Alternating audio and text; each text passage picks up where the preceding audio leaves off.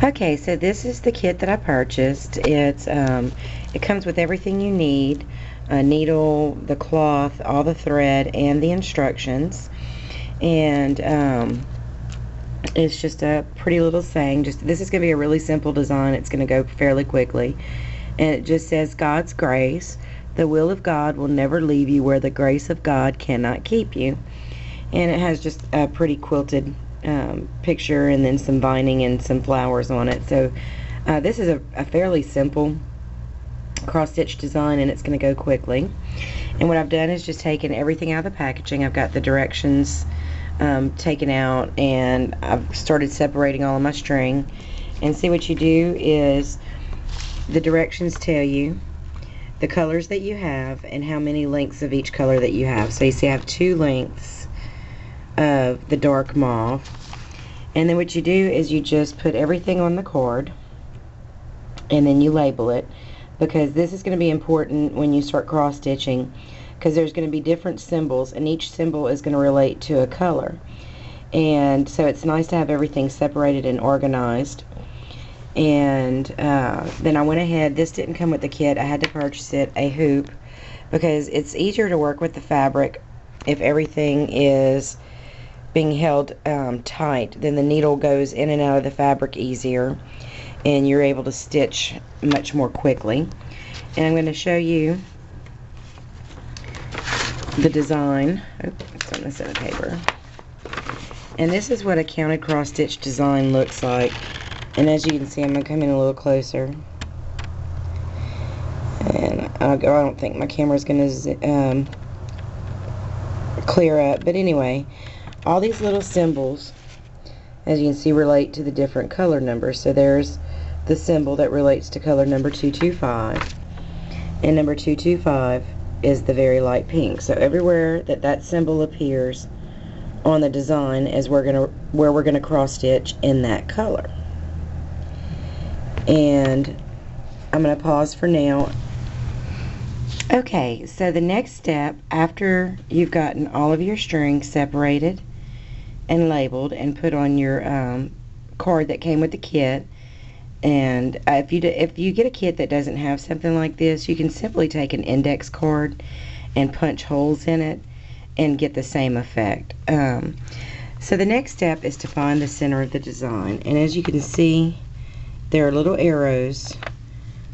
Alright, I'm sorry, not on both sides. There's an arrow in here in the middle, and then another arrow at the top. And what you do is follow those arrows until they meet, and that's the center of your design. And then what I did was just took a highlighter and just highlighted it. So this is where you start working from, is the center of the design.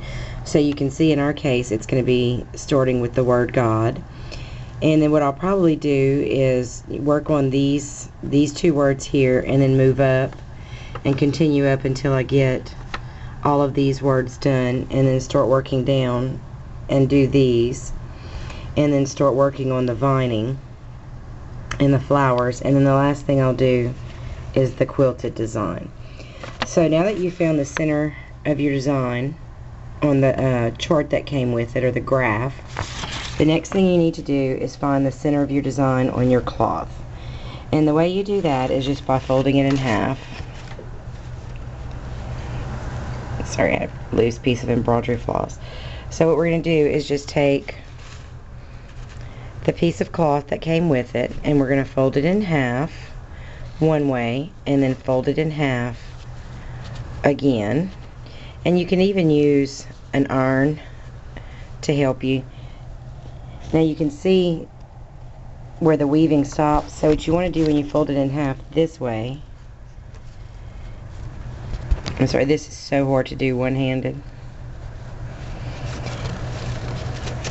is stop your fold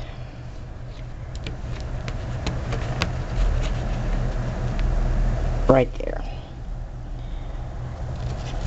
Because if you were to go all the way to this edge, then you wouldn't have the true middle of the woven part of the cloth. So okay, so what we're left with right here, this is the middle of our cloth. And what I'm going to do is just simply mark it with the needle that came with it. And this I really can't do one-handed. Anyway, so that's how you find the middle of your design, so, and the middle of your cloth. And this is where you're going to start counting out from with your design.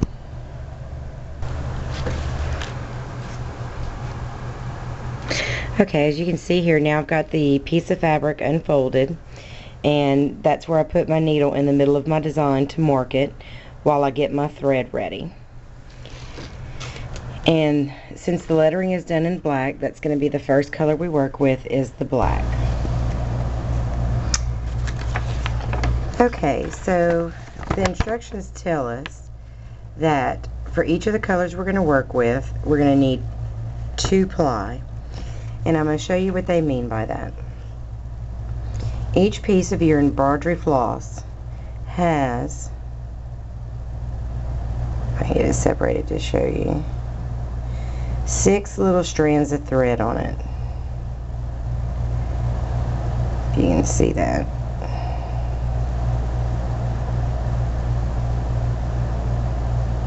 And what you're going to want to do is take 2 of the strands, so I've got 2 separated here,